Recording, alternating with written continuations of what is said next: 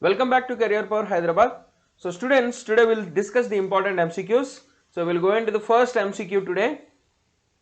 So which state government has launched the Mukhyamantri Udyami Yojana for all the women and youth? So which state government has launched the Mukhyamantri Udyami Yojana scheme for all the youth and women in their state? So the answer is B, Bihar. So Bihar is the state which launched this new scheme, Mukhyamantri Udyami Yojana. So Bihar government launches the Mukhyamantri Udyami Yojana. So this scheme contains two parts. So one is Mukhyamantri Yuva Udyami Yojana and the next one is Mukhyamantri Mahila Udyami Yojana. So it is a election poll promise where the Bihar Chief Minister Nitish Kumar has promised to provide a loan, a certain amount of loan for the youth and the women in the state to start their own startups, to start their own businesses. So this scheme helps to promote entrepreneurship mainly among the youth and women in all sections. So it is provided unto every section, everyone is provided loan. So total amount of 10 lakhs loan is provided, in which 5 lakhs will be given as a grant by the state government and the other 5 lakhs will be given as a loan. So this will be refundable in 84 installments. So also remember the Chief Minister of Bihar Nitish Kumar and the Governor of Bihar Fagu Chauhan. Okay. So next MCQ is about India is the fifth largest recipient of inflows in the world and has received how much amount of foreign direct investment in 2020? So India is the fifth largest recipient of foreign direct investment and how much amount India received in 2020 last year? So the answer is $64 billion. So India receives $64 billion in last year and in 2019 it is $51 billion. So there is a hike in the foreign direct investment despite of COVID-19 pandemic. Okay, so this is a report released by the United Nations Conference on Trade and Development. So the report, World Investment Report, describes about the FDI inflows in different countries, and India has received 64 billion FDI in 2020, and USA is the first largest recipient of FDI. Next is China, and India is at 51st place. And you know what is FDI? FDI is very simple. So a foreign country resident will invest in some other country. Say like an American is investing in India. So mainly he'll invest in industries. He'll purchase a factory or he'll establish a new factory. So which is called foreign direct investment. Whereas foreign portfolio investment means he will invest in a company. He will buy shares called foreign portfolio. When he is establishing a company itself, it is called a foreign direct investment. Okay. So next MCQ, name the Indo-American chemist who has been honored with the prestigious European Inventor Award 2021. So name the Indo-American chemist who has been honored with the prestigious European Inventor Award 2021, and the answer is Sumita Mitra.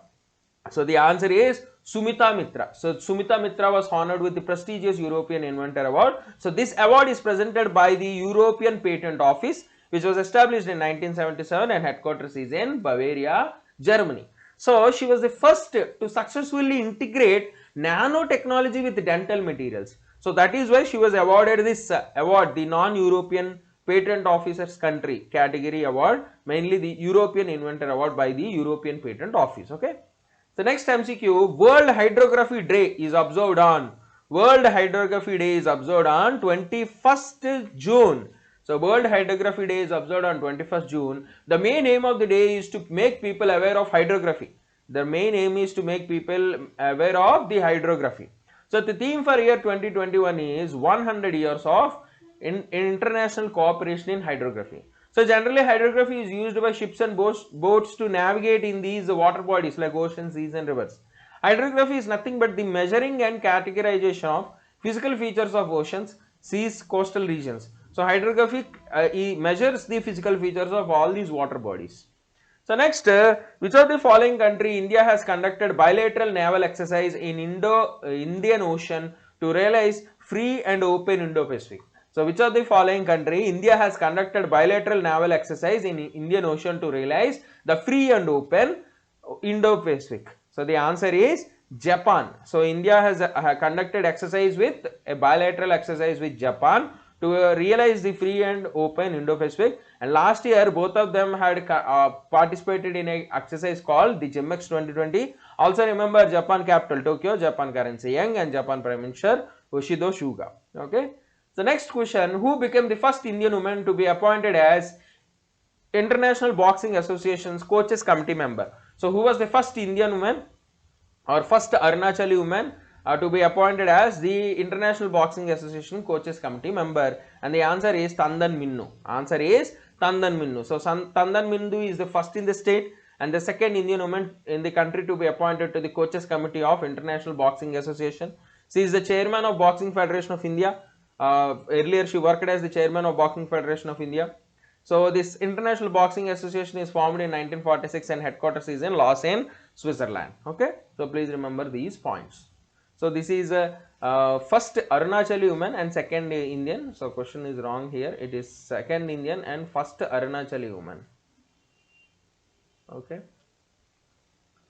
So next question. British lawyer Karim Khan has sworn in as the chief prosecutor of which of the following? So British lawyer Karim Khan has is sworn in as the new chief prosecutor of which of the following? Answer is International Criminal Court. So Karim Khan, 51-year-old English lawyer. So he has a lot of experience in dealing in the International Criminal Court. So he worked for the Liberian President Charles Taylor and Kenya's Deputy President William Ruto in his past. So he is now the ICC's chief prosecutor. So ICC, International Criminal Court, is governed by a treaty called the Rome State. So it is the world's first permanent criminal court, International Criminal Court. So India is not part of this Rome State. Up to now only 123 countries have agreed to this Rome State. India, China, USA haven't signed this Rome State. So this International Criminal Court is formed in 2002 and headquarters is present in Hague, Netherlands. So these are some points about the International Criminal Court. So next question, World Humanist Day is observed annually on. So World Humanist Day is observed annually on 21st June. So World Humanist Day, the main aim of the day is to spread awareness about humanism. So this day is organized by the International Humanist and Ethical Union, which is formed in 1952 and headquarters is in London. Okay, so please see to this also.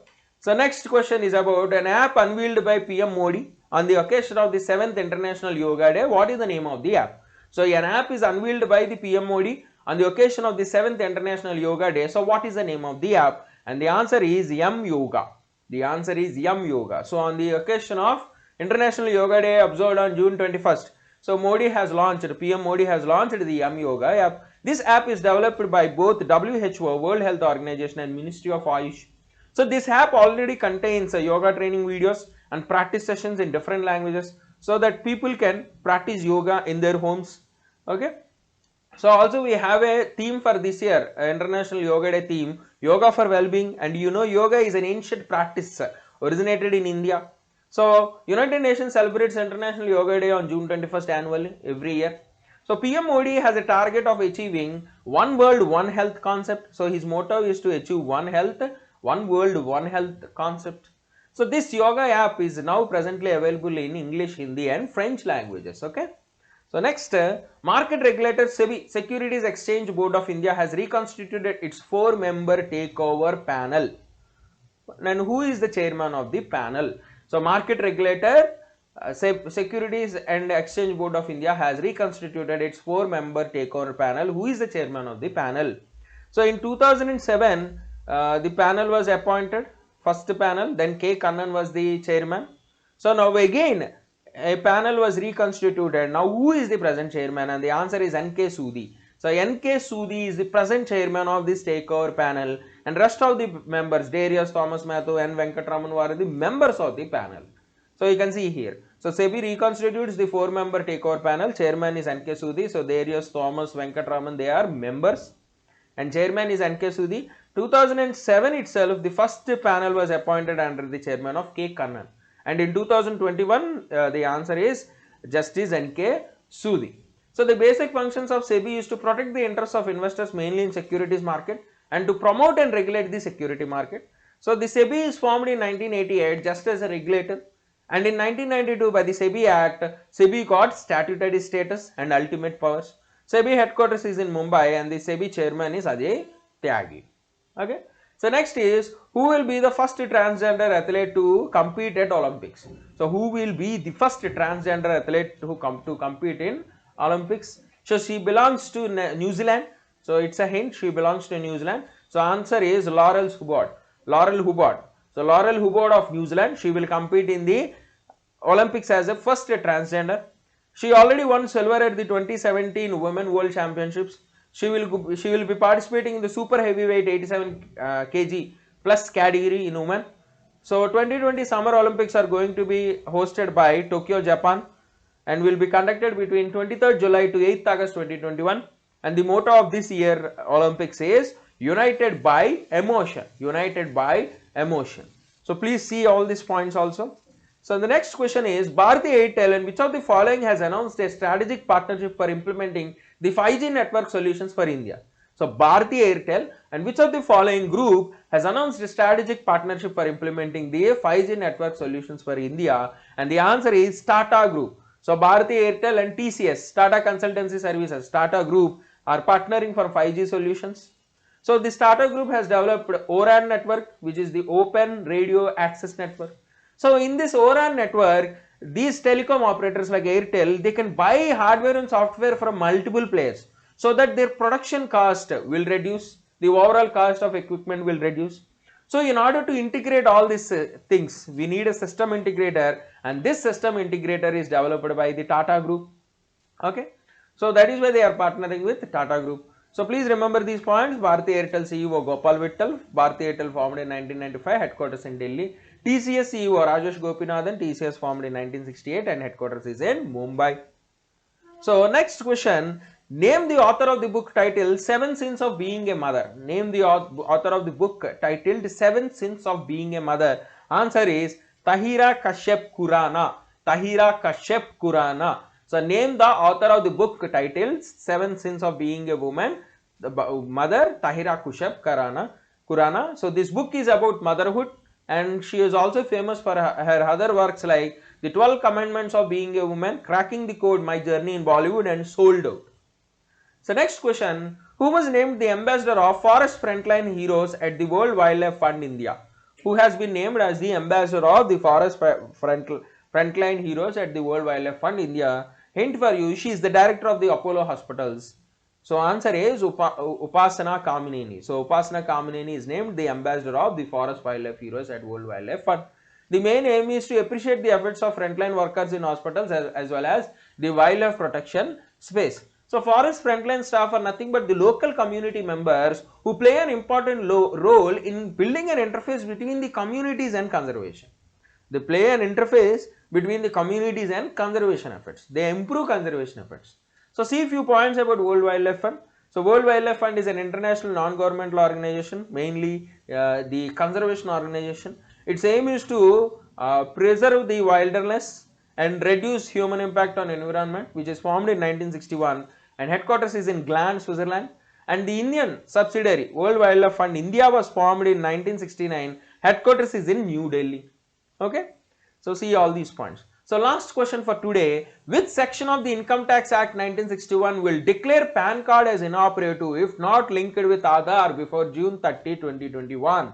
So which section of the Income Tax Act 1961 will declare PAN card as inoperative if not linked with Aadhaar before June 30, 2021? So please link your PAN card with Aadhaar immediately before June 30, 2021.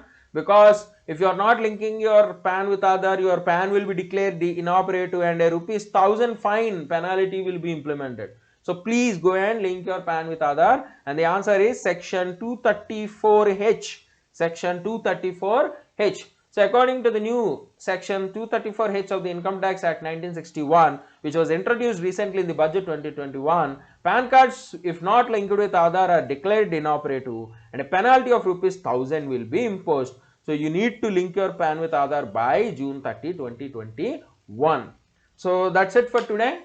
So we'll meet in the next session. So if you like our content, so don't forget to subscribe our YouTube channel. For this PDF, MCQ PDF, go and subscribe our Telegram channel. And also we are launching our offline classes on July 1st, 2021. So for further details, please contact our phone numbers below. You can see the phone numbers below. We have branches as Dilshuk Nagar and Amirpet. So do contact our branch. So thank you. We'll meet again.